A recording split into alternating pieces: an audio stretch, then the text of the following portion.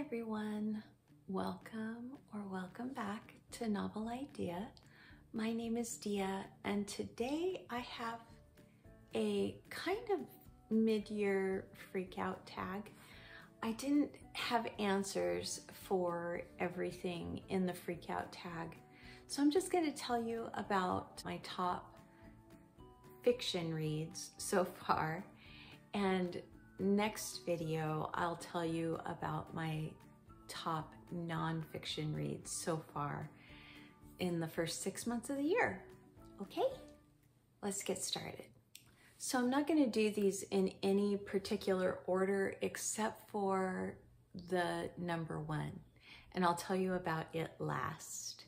What I did is I just looked at my story graph and looked at what I had rated my books. I grade my books, so I give them a grade on a scale of 0 to 100. And if it comes out in the 95 or above, they are on this list. And so I am going to start with the 3 end of series books that are on this list. So the first one is Arabnovron, which is by Michael J. Sullivan and is the final book in the Riyria Revelations. So in this book, Sullivan was great at building up this momentum to get to this explosive ending of this series, and I loved this whole series, but I really loved the way that he ended. Royce and Hadrian quickly became two of my favorite characters. I love their relationship. I don't necessarily really love both of them as characters individually, but I love them as a pair. It is just a plain old-fashioned fun time. I love the comfort of kind of having those major fantasy tropes that we all love be present, but in a very different kind of way. I don't think that this is derivative at all. I just think that he used some very familiar, very comfortable pieces of fantasy and wove those in so well that it just feels like you belong in this story. It's just fun. It's just a really good time. So, Arabnovron. Next one is S.A. Chakraborty's Empire of Gold. The ending of this one, wow. There is so much emotional anguish that happens in this book.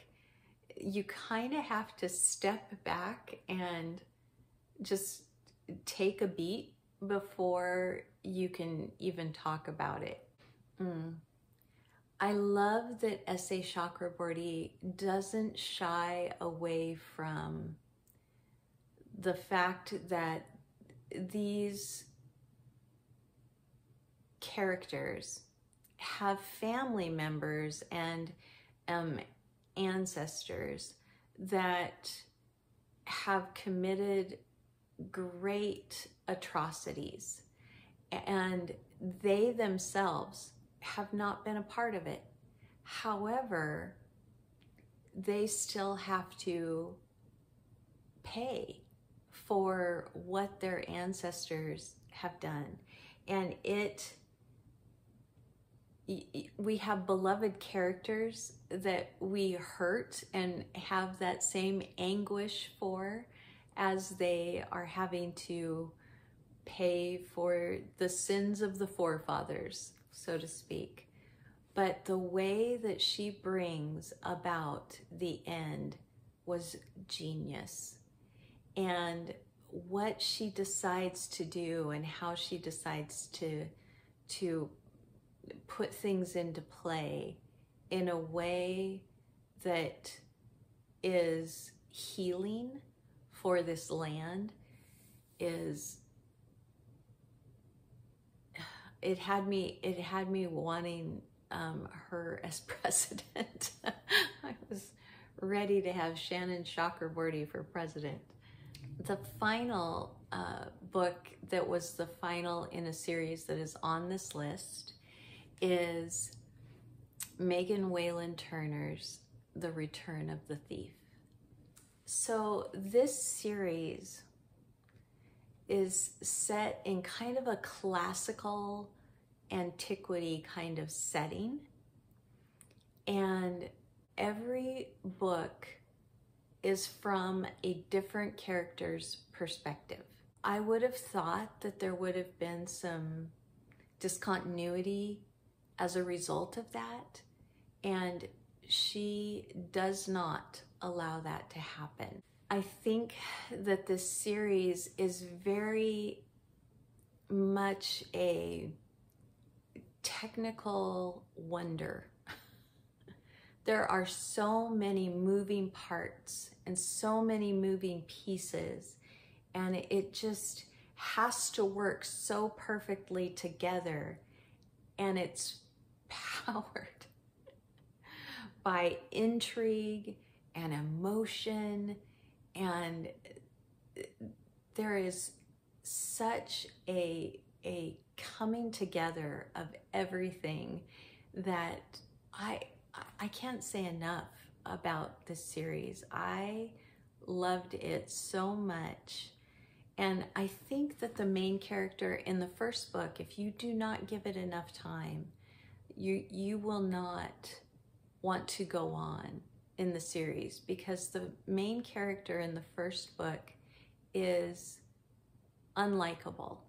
And the reason for that becomes clear, and you end up really loving him, but you have to get past that part. You have to be willing to get to know him. So there are definite Greek and Persian and like kind of Prussian influences in this series, and I love that era. Ancient civilizations are my favorite to read about, especially in fantasy, and this was no different. I just loved it. Okay, the next one that I have on here is Scythe by Neal Shusterman. This was the first time that I've ever read anything by him, and this book is absolutely fascinating. I read this with my friend Tiffany at Beautiful Minutia, and both of us had such deep philosophical conversations that this book just naturally opens up. So it is set in a dystopian future of the world as a whole. It's taking place mainly in America, but the world as a whole has this dystopian future where AI has become kind of the ruling decision maker of the whole world. In this dystopian world, death has been completely defeated by the human race. We do not have to die. And it basically explores what that means, and does death give us motivation for things? Does death do more than just keep the population for the earth to be able to support it well? Things that you have to suddenly consider when life, as it's always been known, is no longer what necessitates us doing things in a certain amount of time, because we have all the time in the world. So the world that Shusterman has set up is one where, because we have conquered death, we now have to take life. and there is a society, a department that has been set up all over the world, in every country, in every city, where a Scythe, which is basically a Grim Reaper, has the free reign to be able to glean or kill whoever they deem necessary to keep the population at a certain amount for the earth to be able to sustain it. It is a little YA. There are some scenes with two of the teenage apprentices that is a little hard to stomach sometimes.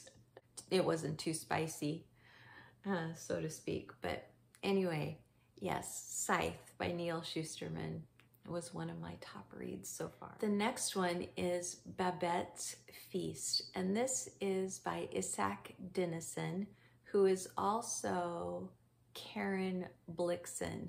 And I am not sure which of those are the real person and which one is a pen name, but she goes by both Isak Dinesen or Karen Blixen. This is like a novella, and it just makes you ponder some questions, makes you look at things a little differently maybe. And it's doing this through the medium of creativeness, through art and through food.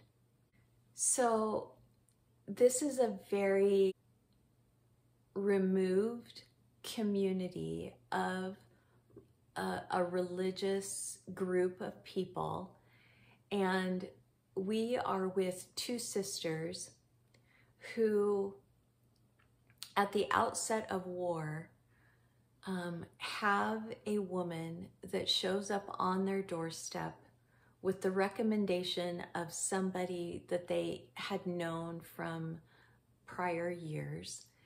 And she is basically a refugee.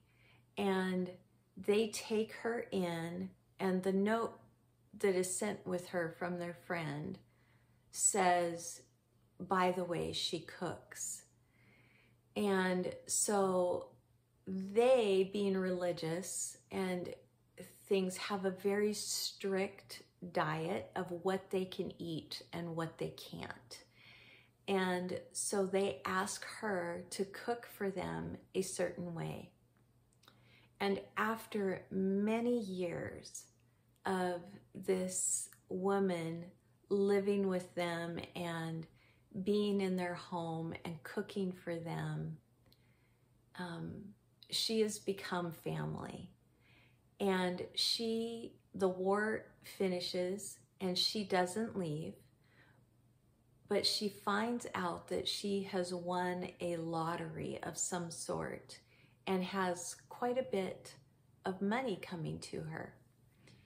And she asks the sisters if she can cook a meal for the whole community to come together to celebrate their father who has passed away and to celebrate the end of the war, to celebrate this beautiful community, basically. And there are some major things that happen around a table when we eat. There's just something about eating together that brings about an ease and a comfort where things can be talked about and said, and they're things that you wouldn't otherwise talk about or say.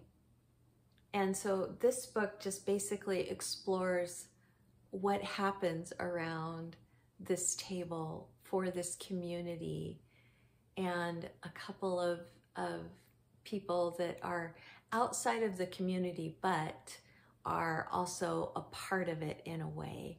and just what happens. And there are some little surprises and some twists and turns, and it is just beautiful. I loved it. It's a slow story. You have to be okay with that, but it's, if you can be, will pay off. I promise. It's wonderful. Next book is Abigail by Maria Szabo. And this was a real surprise. I just finished this book this last week. And so it's fresh to this list. It is the story of a young girl who's about 14 when our story opens. And it takes place over just 1 year, where her father is a general in the Hungarian army, and she has to move out of Budapest to a remote and very strict boarding school for her own protection. So probably after about 3 or 4 months of being in this boarding school and her hating it and her trying to run away and doing these other things, her father tells her the reason why she's there. From there, of just her trying to become this person of honor and allowing things to happen to her that she wouldn't have otherwise taken. And she's just growing up, and there are still some pretty major twists and turns, and it's a little bit YA in that she is so young, and the girls that she is with, the girls that she's with at this school are young. And so there's some talking about marriage and who they want to marry and relationships, because it's an all-girls school, and just different things that come up in teenagedom. But it never stays there. It never dwells there. I think that a lot of it is beautiful because of what you find as you go. And then finally, this is probably my favorite book so far out of everything that I have read, and it was a real surprise. So This is Happiness by Neal or Niall Williams, and it is beautiful in its writing, but even more than that, it's beautiful in its story, and it's funny, and it is just one summer, and there's so many things that happen and that you just come to love this little tiny community. You come to love our main characters, and you want to fight for them, you want to cheer with them, you want to give them a hug. It's that kind of book. Very slow story and about the most mundane of life in such a beautiful, beautiful way. Again, I think that one of the things that I really loved about this book was just going in not really knowing too much. If I were to read some of the passages that I outlined in this book, I would basically I should just hand you the book, because it is all so beautifully written and so impactful. And every time I think of it, I walk around with a smile on my face. I could feel the rain when he's talking about the rain. I could feel the deep cold of the river. The prose are so emotive, evocative. You feel like you're right there. So that is the last one. That's my final book. That's my favorite so far of 2023. Let me know if you have read any of these, if you have enjoyed any of them. I would love to know if you have read This Is Happiness. I want to just have more discussions about this book. It was Peter on Shelley Swearingen's Superlative Sundays series that she was doing. He recommended that book, and I immediately after hearing him talk about it went out and got it, and I am not sorry about it. I have loved it. So there you go, you guys. There's my mid-year freak out about the books that I have loved so far. And I hope that maybe there's something in here that you will pick up and love too. I'll see you in the next video, everyone. Like if you liked it. Subscribe if you want to.